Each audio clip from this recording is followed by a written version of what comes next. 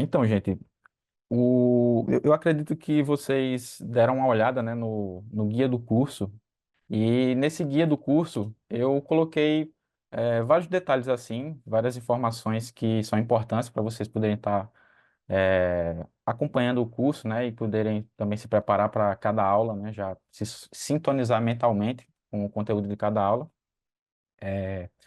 E aí, quem chegou a ver o guia do curso,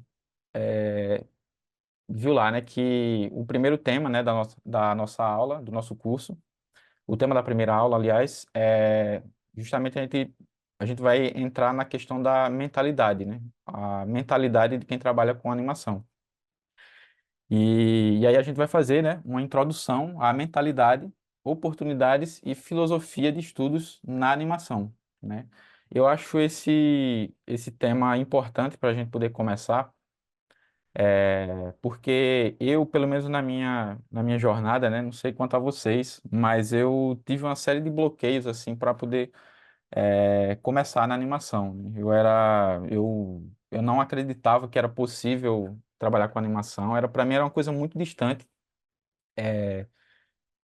Quem tiver quem tiver passado por isso também, comenta aí no chat, que a gente vê depois os comentários. E essa questão da mentalidade foi algo que me fez demorar para não só para estudar animação mais a sério, como também para entrar, né, nesse mercado. Então, eu acho importante a gente começar, ao invés de já ir falando sobre animação, sobre o que é animação e tudo mais, e falar de técnica e tudo mais, eu acho importante a gente começar por aí, né, com a questão da mentalidade, que a gente já começa preparando a nossa mente para a gente lidar com o que vem depois, que é a animação em si. E aí, o tema principal da live de hoje é a questão da mentalidade, né, dentro da animação, como a gente como a gente trabalhar a nossa mente de uma maneira que a gente possa estar mais receptivo para trabalhar com animação. A gente vai falar também sobre algumas oportunidades que existem no campo da animação. E vamos falar também sobre a filosofia de estudos, que pelo menos é a filosofia que eu adoto, né? E que tem funcionado para mim. E tudo isso, né, tem a intenção de preparar a gente para o que vem nas próximas aulas. Eu acho que quem puder acompanhar as aulas desde essa primeira, né, até a última, é o ideal, porque vocês vão vendo que os conteúdos eles vão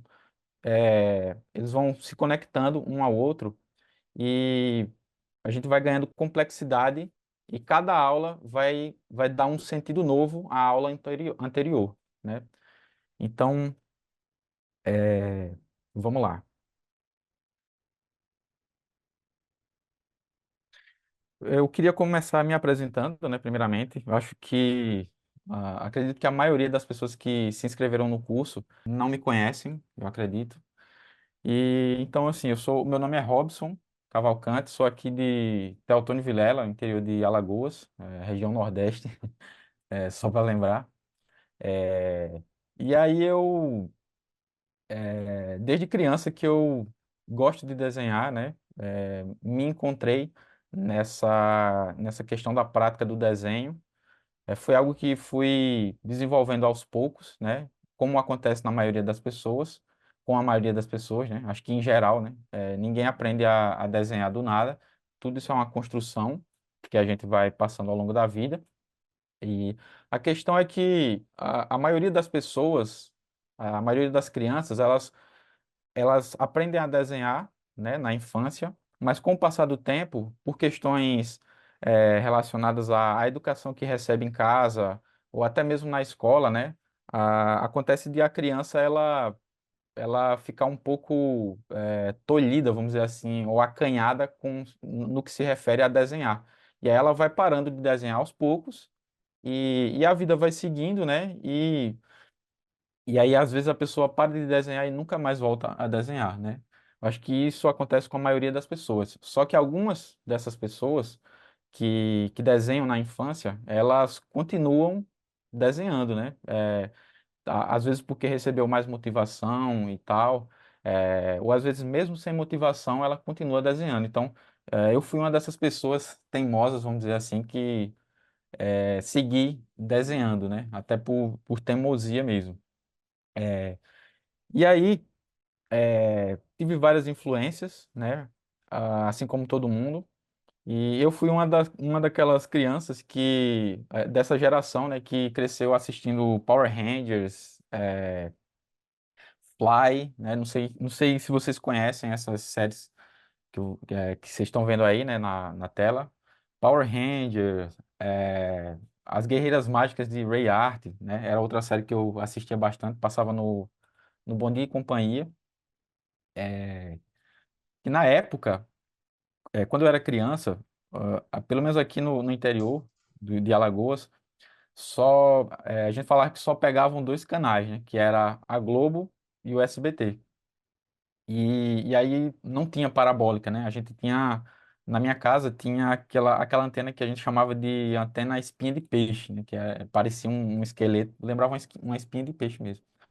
E aí, como só tinha esses dois canais, a gente ficava meio que à mercê do que passava na televisão. A gente não tinha essa facilidade que existe hoje de poder escolher, né? O que assistir, né? Então, era tipo, a programação da televisão era como se fosse quase que um evento da natureza, assim, né? Tipo, da mesma forma que a gente fala, vai chover hora tal, né? Pela previsão do tempo, falava-se assim, ó, vai passar o desenho tal, hora tal. Isso ainda existe hoje, né? Mas na época, o que tinha era a televisão, né? Então a televisão era meio que o refúgio, né? Para a gente conhecer algo relacionado à cultura, né? Para assistir desenhos, filmes e tudo mais. E aí eu assistia muito Power Rangers, As Guerreiras Mágicas de Ray Art. Não sei se vocês conhecem esse desenho aqui, que era faz muito tempo que eu vi, né? Então eu vi realmente na infância. Então eu acredito que era uma animação. Eles usavam a técnica de stop motion pelo visual aqui e pelo que eu lembro realmente ao que tudo indica era stop motion. Hoje em dia tem 3D que lembra stop motion, tem stop motion que lembra 3D, mas na época eu acredito que o Bump era stop motion.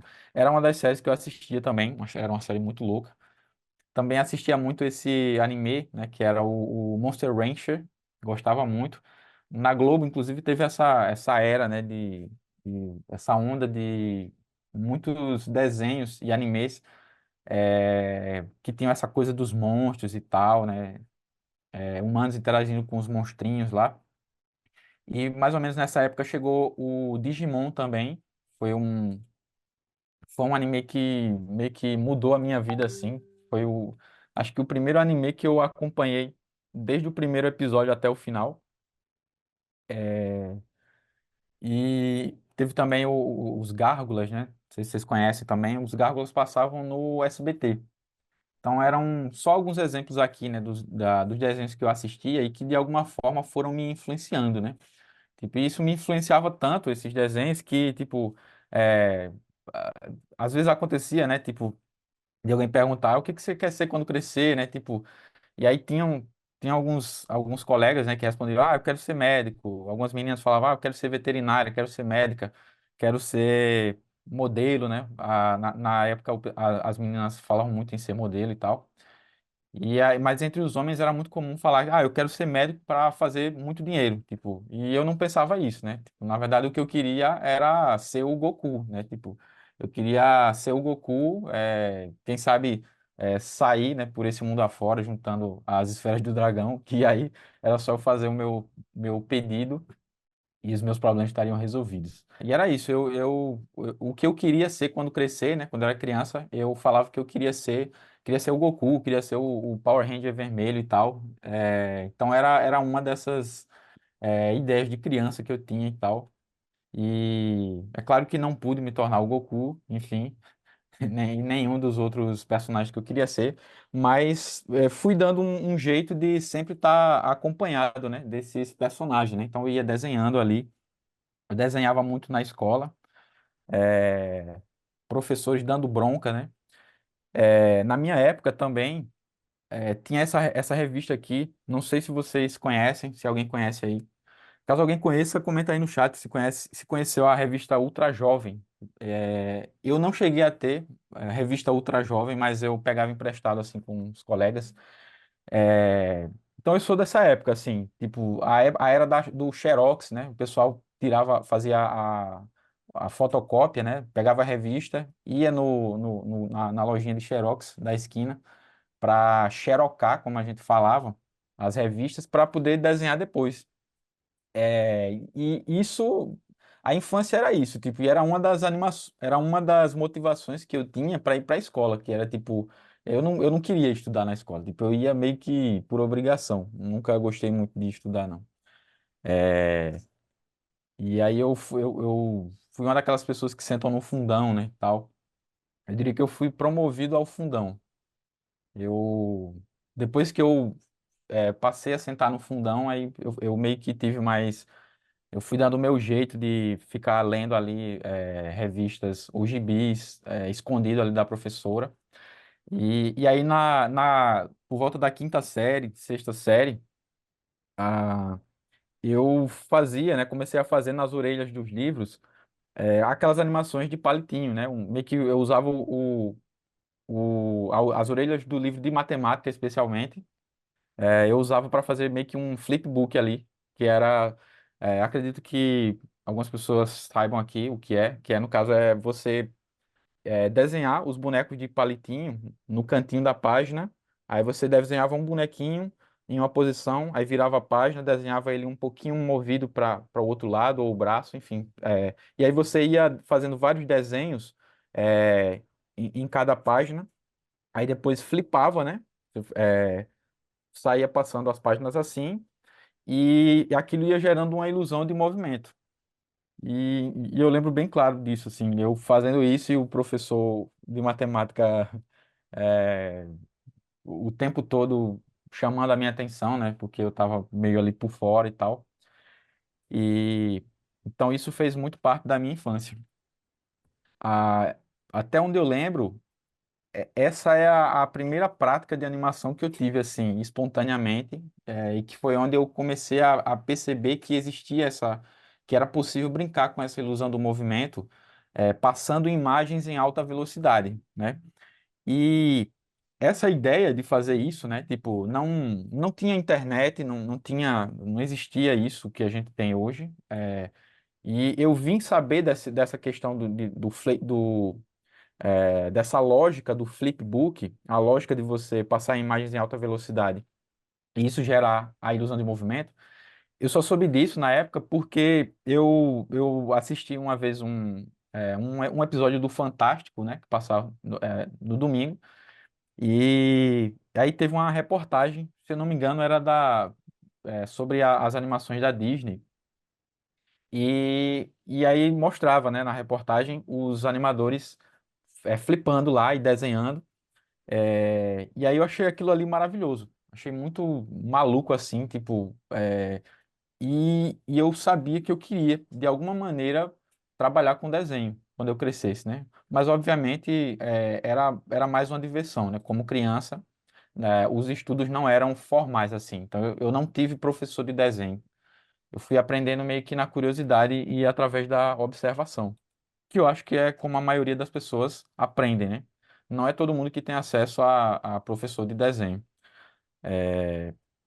E na minha época também, enfim, a minha família tinha poucas condições e não teria como pagar. E também nem tinha acesso a professor de desenho, morando no interior e tal. Então, as oportunidades eram muito escassas, né? E não sei se tem alguém aí que mora no interior, na nossa live. Se você for do interior, comenta aí. Deixe seu comentário aí se você mora no interior, se é muito fácil aí ter acesso à informação. Acredito que hoje é bem mais fácil, né? Há alguns anos atrás era bem mais difícil. E aí uma grande influência que eu tive também na minha vida, assim como artista, né? Trabalhando com arte, não só com animação, foi o Akira Toriyama, que foi o criador do Dragon Ball, né? Ele morreu recentemente. Então ele era aquilo que o pessoal chama de mangaka, né? Que é um artista que cria mangás, né? Que são histórias em quadrinhos orientais. E o Akira Toriyama me influenciou muito, porque eu gostava muito do traço dele, e não só isso. Assistindo Dragon Ball na infância, eu percebia a variedade de histórias que eles contavam e onde que essas histórias se passavam. Porque o Dragon Ball, ele não se passa só na cidade grande, ele se passa também no interior. O Goku, eu falo principalmente sobre a primeira temporada, né? Quando o Goku era pequeno, que era outra ideia. O Goku, ele andava meio que de lugar em lugar, né? De vilarejo em vilarejo, para resolver problemas, em busca das esferas, ou ia lidar com algum monstro ali. Mas isso me chamava atenção, é que ele não estava sempre nas capitais. Ele era alguém. O Dragon Ball era uma série que se passava em vários lugares, inclusive no interior. E isso, eu me identifiquei muito com isso, porque eu sou do interior, né? Cresci no interior, já morei em várias cidades, já morei várias cidades, no caso no Nordeste, né? Já morei em Petrolina, né? No interior de Pernambuco. Já morei em João Pessoa, capital da Paraíba. Morei em Maceió. Mas a maior parte da minha vida eu passei no interior. Então foi muito especial para mim ver uma série que se passava em lugares que eram bem mais simples e tinham mais contato com a natureza, como normalmente acontece no interior. Então, Akira Toriyama foi uma das minhas principais influências, e é até hoje. Outra série que mexeu muito comigo e que influencia o meu trabalho até hoje é Os Simpsons. Porque eu lembro que na década de 90, quando os Simpsons começaram a passar na televisão, aquilo me chamou muito a atenção, porque, primeiro, eu não assistia os Simpsons, porque eu era criança e os Simpsons passavam durante a noite, era praticamente de madrugada, passava no SBT. E aquilo ali me deixava é, meio maluco, assim, eu estranhava aquilo, tipo, como assim, um desenho animado passar a noite na televisão, tipo, mas desenho não é coisa de criança? Então, dava essa treta na minha cabeça e eu ficava, eu guardei aquilo ali e eu ficava pensando, um dia eu quero assistir os Simpsons, eu quero crescer para poder assistir os Simpsons, né? Aí tinha a tela quente, a tela quente era na Globo, tinha os equivalentes no SBT, onde passavam os filmes e passavam séries durante a noite também, e eu ficava morrendo de vontade para assistir essas séries que passavam à noite, mas não tinha como, porque eu era pequeno e é, sabe-se lá o que que tinha de tão estranho nesses desenhos para eles passarem à noite, né? E então fui guardando isso e aí depois, quando eu cresci, aí pude finalmente assistir os Simpsons e gostei. E os Simpsons, eles meio que inauguraram na minha vida essa novidade que é você ter desenhos animados que são feitos não só para crianças, porque havia essa associação de desenho animado com o mundo infantil. E aí chega os Simpsons para mim, né? Eu não estou dizendo que os Simpsons foi a primeira série animada para adultos, não. Estou falando que na minha vida, pelo menos, foi com os Simpsons que eu tive essa primeira experiência de ter contato com um desenho animado que era feito para adultos. O que abarcava também em seu público pessoas adultas. Então isso mexeu com a minha cabeça e fui guardando essa semente, né? Porque é como se a gente fosse pegando uma bagagem ao longo da vida e a gente vai, no momento aquilo ali não faz muito sentido, mas depois tudo aquilo ali vai se juntar para trazer um sentido para a nossa vida. Outra influência que eu tenho, essa já é bem mais recente, foi na época da faculdade que, que eu tive, né, que foi a Kim Smith. Kim Smith é uma ilustradora, se não me engano, ela é americana, e ela ilustrou vários livros infantis. Tem até uma série, né, uma série de livros que são sobre filmes, né? livros infantis. São versões de filmes é, antigos feitos adaptados para literatura infantil. Então, a Kim Smith, ela, eu tenho ela como a autora e ilustradora que conseguiu, conseguiu, de certa forma, me convencer, né, a, a, a aderir às ferramentas digitais, porque antes de eu conhecer o trabalho da Kim Smith, eu, eu trabalhava mais com digital, né? Eu fazia quadrinhos em nanquim, no papel mesmo, no papel A3, e dava um baita trabalho e tal, mas eu me identificava mais com o tradicional. E aí, conhecendo o trabalho da Kim Smith, quem puder depois pesquisar na internet, dar uma olhada lá. Eu acho muito bonito o trabalho dela, me identifiquei muito. E aí eu fui tentando trazer aquilo que eu gosto do trabalho dela, fui trazendo um pouco para o meu traço. É, então, essa é a influência da Kim Smith. Ela foi uma das minhas influências. E aí, outra influência forte que eu tive foi também o Chico. Não sei se tem alguém aqui na live, alguém da Paraíba, alguém, especialmente de João Pessoa, né? Na época que eu morava em João Pessoa, eu cheguei a morar perto do Chico. Chico é um autor de quadrinhos nordestino.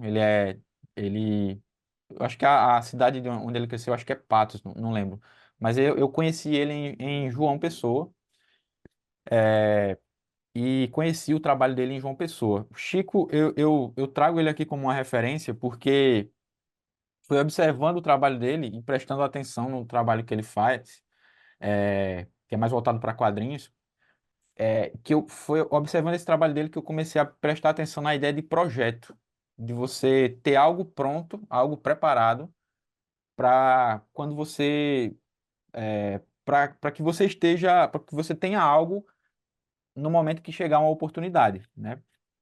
É, Foi aí que eu percebi que é importante você fazer seus próprios trabalhos, você ter a iniciativa de criar seus próprios projetos e ir executando eles, independentemente de você ter já um apoio imediato, né? Você pode fazer o seu projeto, guardá-lo e para depois você executá-lo, né? Seja uma história em quadrinho ou um filme de animação, um curta-metragem, porque, por exemplo, aqui no Brasil é uma prática muito comum no que se refere a financiamento de filmes, é a questão dos editais, né? Muitos filmes no Brasil, a maioria, pelo menos até onde sei, eles são financiados por meio de edital. E aí, quando eu conheci o trabalho do Chico, foi que me veio essa lógica na cabeça, né? De que, tipo, é importante é, fazer os próprios projetos, você adiantar, anotar, fazer anotações, guardar coisas, porque quando chegar a oportunidade, você já tem aquilo ali meio que engatilhado e pronto, ou mais ou menos pronto, para poder inscrever no edital e tudo mais, e facilitar para que o seu projeto ganhe vida, né? Quando chegar a hora, quando chegar a oportunidade. E não só isso, né? Chico me influenciou também com o traço dele, né? Eu gosto muito do traço do Chico. Ele é um cara, um artista que representa muito a questão do Nordeste. Ele traz a arquitetura do Nordeste para o trabalho dele. E as histórias dele são muito boas, né? Ele como autor, não só como ilustrador e quadrinista, mas como autor também. Ele escreve maravilhosamente, na minha opinião. Então, ele também me influenciou nesse sentido, né? E trazendo a questão do underground, que é um tema que ele coloca muito nas obras dele. Tive essas influências, né? Assim, um detalhe é o seguinte, que apesar de eu ter começado a desenhar assim na infância, mas eu parei de desenhar na adolescência. é, e aí o meu pai era músico, ele faleceu já, mas ele era músico e até por influência dele eu também me tornei músico. Então a minha formação acadêmica é na área de música. Eu sou formado em licenciatura em música com habilitação em guitarra elétrica. Tipo, às vezes a pessoa pode pensar, eita, nada a ver, né? Tipo, de música para animação, mas na verdade tem muita coisa a ver. É, e o que que acontece? No meio da faculdade, eu comecei fui estudando mais sobre animação, fui tendo contato com materiais que o pessoal da faculdade disponibilizava. E aí, na faculdade, quando eu estudava na UFPB, que é a Federal de João Pessoa, Universidade Federal da Paraíba, lá eu tive contato com materiais de cinema, do curso de cinema, e fui me envolvendo, e ali eu fui começando a considerar a possibilidade de trabalhar com animação. E aí, quando eu terminei o curso de música, me formei, aí voltei para Alagoas, foi aqui em Alagoas que eu conheci o Maurício Nunes, que é, né? É um animador aqui de Alagoas. Ele, na época, abriu vaga para trabalhar pra, é, abriu uma vaga de assistente de animação stop motion, e aí eu me inscrevi e passei e trabalhei com ele nesse curta que é Asepsia. É um curta dirigido pelo Maurício Nunes. E aí eu trabalhei é, é, amassando umas massinhas de modelar, né, que era para uma etapa do filme. Tinha algumas cenas do filme que precisavam de massinha de modelar. E também fiz algumas poses ali na hora do stop motion.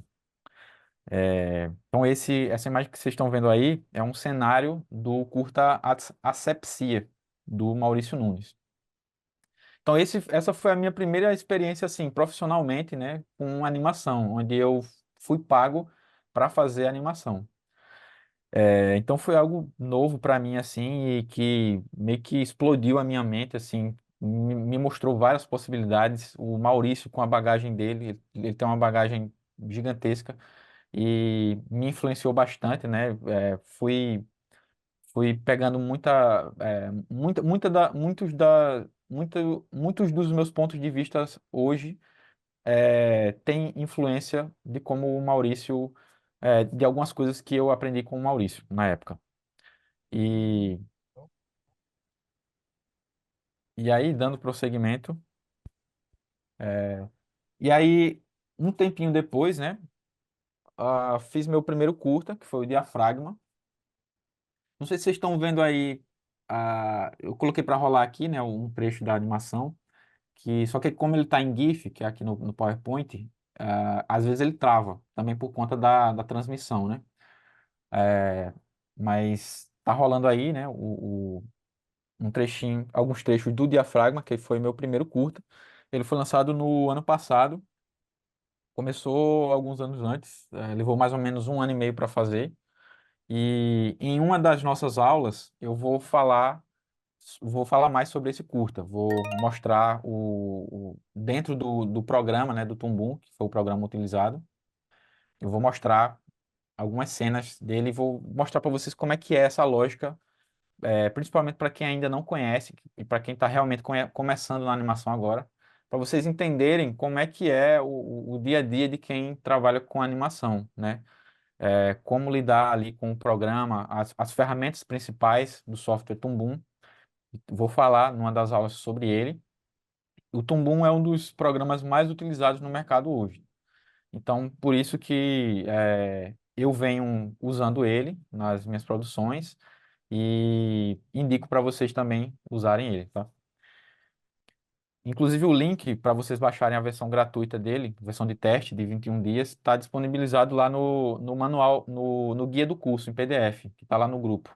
Vocês procuram lá, tem um linkzinho que eu coloquei, é o que é um link mostrando como que você faz para baixar o programa, tá? O Tumbum. E aí esperem para, caso vocês queiram baixar o Tumbum, esperem para mais algumas aulas à frente, porque como ele dura só 21 dias, a versão de teste, aí o ideal é que vocês ainda estejam com ele instalado no dia que acontecer a aula, tá? Então a aula sobre o Tumbum especificamente vai ser a aula 6. Aí vocês se programem aí, quem for baixar o Tumbum, quem ainda não tem, se programem para baixá-lo e para poder usá-lo antes que acabe a versão de teste. E aqui tá outro curta, que foi o meu segundo curta, o Alerta Verde. Eu co-dirigi esse curta com o João Paulo Procópio, né, que é um amigo de Brasília. Eu conheci o Procópio numa época em que ele morava aqui em Alagoas também. Então, o Procópio, ele é um cineasta de Brasília. Ele trabalha mais com live action, né, são filmes como a gente chama, né, são os filmes normais, né, os filmes comuns, filmes feitos com pessoas vivas, né. E essa foi a primeira, até onde eu sei, foi primeiro filme de animação que ele chegou a dirigir, assim. Ele já fez outros curtas que tinham animação no meio, mas a animação era mais um acessório, a animação era uma parte do filme, né? Mas não era o filme todo. Aí o Alerta Verde foi até onde eu sei, pelo menos, foi o primeiro curta inteiramente a animação que ele dirigiu. E aí eu co-dirigi com ele esse curta, animei também, então foi meu segundo curta. E aí com esses dois curtas vieram muitos aprendizados, né? E eu fui conhecendo, fui entendendo as oportunidades e as possibilidades que a animação traz. E aí foram surgindo novos projetos, né? Eu criei o Aqua Studio, que o Aqua Studio é basicamente uma maneira que eu encontrei de poder realizar, né, os meus projetos de animação e também de ajudar outras pessoas a realizarem os projetos delas. Então, com o Aqua Studio eu presto serviços de animação. Eu, juntamente com freelancers também que são contratados, conforme os projetos e tal. E aí tem, nesse slide, vocês podem ver aí algumas capas, né, de alguns projetos que eu participei e que venho participando. Então, o primeiro foi o Diafragma, que foi um curta-metragem